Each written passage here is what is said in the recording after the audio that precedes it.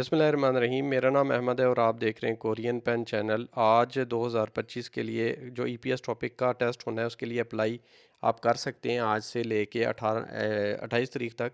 तो इस तरीके से आपने ओईसी की वेबसाइट ओपन कर लेनी है। ये चीज़ आपके सामने आ जानी है। पोर्टल लिखा हुआ है इंपॉर्टेंट अनाउंसमेंट, और यहाँ पे वो एडवर्टाइजमेंट मौजूद है जो कि चंद दिन पहले आई थी।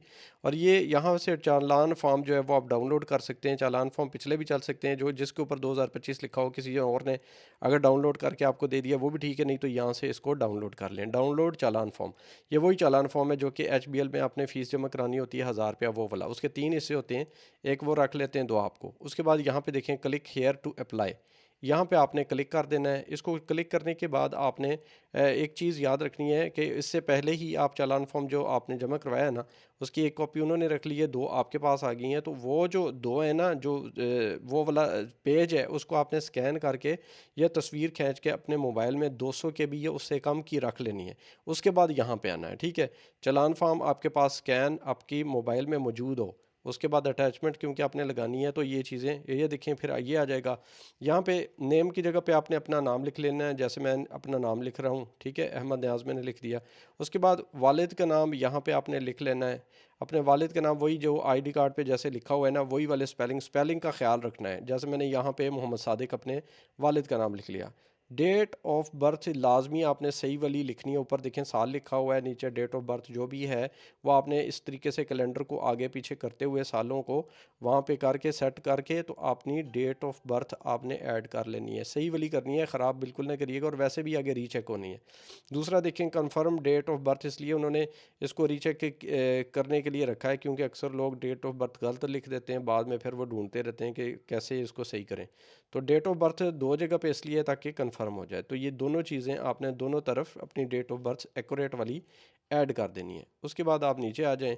ये ऐड करने के बाद क्या लिखा हुआ है, नीचे लिखा हुआ है कि आपके पास पासपोर्ट है, तो आपने इस पे डू यू हैव पासपोर्ट, इसको नीचे से यस कर देना है। उसके बाद शनाख्ती कार्ड नंबर यहाँ पे ऐड कर लेना है आपने, ठीक है। शनाख्ती कार्ड नंबर सही तरीके से ऐड करना है, और इसको ऐड करने के बाद इसका भी रीचेक का ऑप्शन मौजूद है। इस तरीके से आप अपना शनाख्ती कार्ड लिखेंगे और रीचेक वाली जगह पे दोबारा अपना शनाख्ती कार्ड लिखेंगे, ठीक है। इसको करने के बाद आपने नीचे देखें क्या लिखा है, टाइप ऑफ होप जॉब, ठीक है। इसमें कैटेगरी आपने सेलेक्ट कर लेनी है, और इस दफ़ा सिर्फ मैन्युफैक्चरिंग है तो मैन्युफैक्चरिंग को आपने टिक कर देना है। आगे 3 कैटेगरी हैं, मैयर है, असम्बली, वुड ज्वेलरी है, यही हैं इस दफ़ा।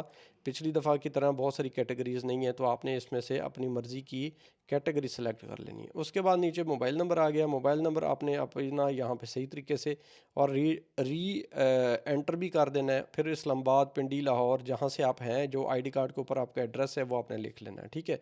लाहौर से हैं, कराची से हैं, इस्लामाबाद से हैं, वो कर लेना है। उसके बाद जो अभी बताया था ना मैंने, चालान फॉर्म जो आपने अपलोड करना है, वो देखें 200 के बी या उससे कम में हो, फॉर्मेट देख लें।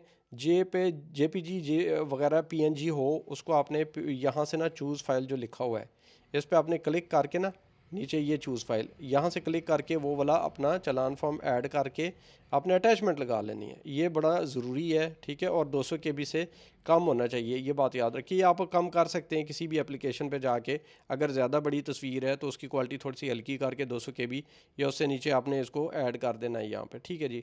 उसके बाद प्रीव्यू भी है, अगर ज़्यादा होगा तो वो आपको बता देगा भी ज़्यादा है। फिर ये देखें रजिस्ट्रेशन के लिए, ये आप देखें जो आपका नज़दीकी है ना ओईसी का दफ्तर, वहाँ पे ही वही वाला सेलेक्ट करना है। ज़रूरी नहीं सारे इस्लामाबाद की तरफ भागते हैं, इस्लामाबाद आने की ज़रूरत नहीं है।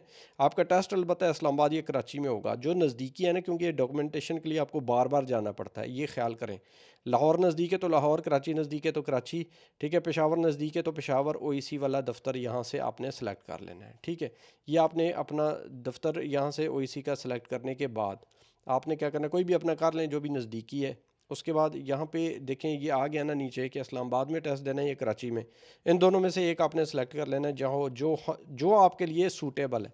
फिर नीचे डिस्क्लेमर है, इस पर आपने टिक कर लेना है, क्योंकि शराइत जो नीचे लिखी हुई हैं वो सारी सामने आ जाएंगी, आपने रीड भी कर सकते हैं। उसके बाद नीचे आपने सबमिट का बटन जो है ना, ये देखें सारा कुछ जो लिखा हुआ है ये आपने पढ़ लेना। सबमिट पे क्लिक करेंगे तो ये चीज़ आपके सामने आ जाएगी, रसीद, जो कि आपने सही तरीके से अप्लाई कर लिया है। इसका मतलब ये है कि आपने अप्लाई सही कर लिया, ये चीज़ सामने आ जानी है।